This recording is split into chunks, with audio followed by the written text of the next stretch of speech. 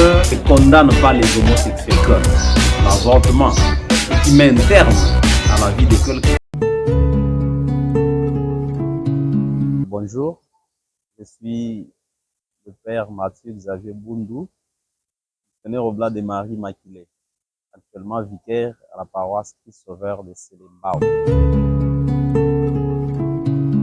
Le temps de l'Avent, c'est un temps d'abord par rapport à la délimitation, c'est un temps qui ouvre l'année liturgique. Juste après la solennité de Christ, roi de l'univers, nous nous préparons à un grand événement, qui est l'avènement de Jésus, notre Sauveur, le mystère de l'incarnation.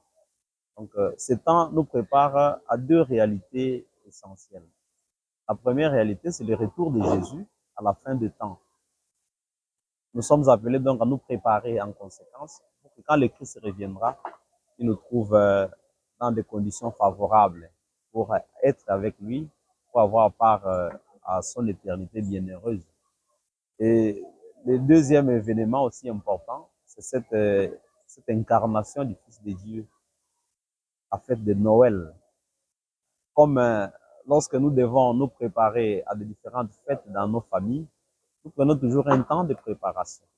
Et l'Église nous offre justement ces moments, un temps favorable, appelé le temps de l'Avent, pour nous préparer à ces événements, à cette grande manifestation où le Fils de Dieu va prendre chair humaine, et Dieu va devenir homme en tant que nous. Ce n'est pas un anniversaire, mais c'est une réalité. Le Christ naît tous les jours dans nos vies, d'où la préparation préalable et ce temps que l'Église nous accorde pour cette finalité.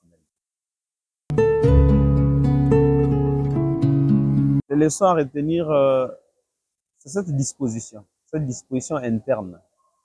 Comme à toute fête, à chaque manifestation, nous sommes appelés à nous préparer.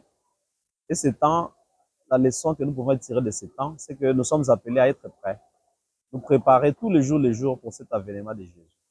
En dehors du temps de l'Avent, ce temps doit nous aider aussi, vu ses enseignements, à être toujours prêts au retour imminent du Christ, au retour imminent du Fils de l'homme. C'est cela la vie des chrétiens, c'est cela notre vie de tous les jours. Donc quand nous sommes prêts, nous serons emportés avec le Christ. Ne pas être prêt, c'est être voué à tous les risques possibles.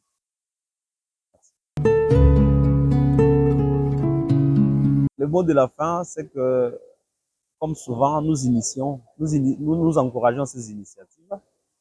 Et c'est un temps favorable pour nous de toucher aussi un plus grand nombre de personnes qui ne comprennent pas grand-chose sur la vie de l'Église. Et en encourageant l'initiative, j'encourage en même temps tous les chrétiens à s'imprégner de la vie de l'Église, justement. Chercher à connaître tout ce que nous faisons à l'Église, à quoi ça sert, à quoi ça rime. Dès lors qu'on ne comprend pas, on est exposé à tous les dangers, à tous les risques. Mais si nous pouvons aider de quelque manière que ce soit, je me dis que l'initiative ne peut être qu'encouragée.